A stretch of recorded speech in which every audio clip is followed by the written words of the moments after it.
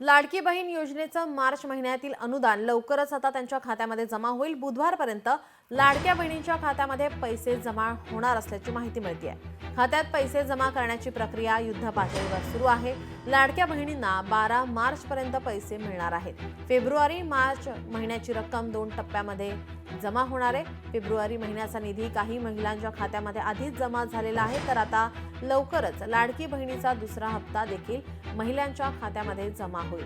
February महिन्याचे 1500 आणि मार्च महिन्याचे 1500 रुपये असे 2 टप्प्यामध्ये पैसे जमा होतील, अशी माहिती महिला आणि बाल विकास मंत्री आदिती तटकरे यांनी दिली आहे।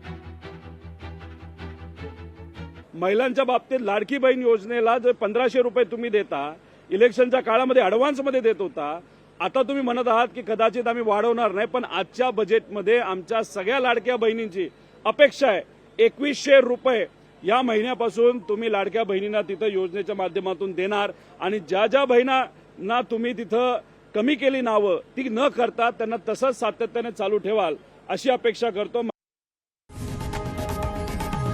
लोकशाही मराठी ऐका, पहा, जागरूक रहा।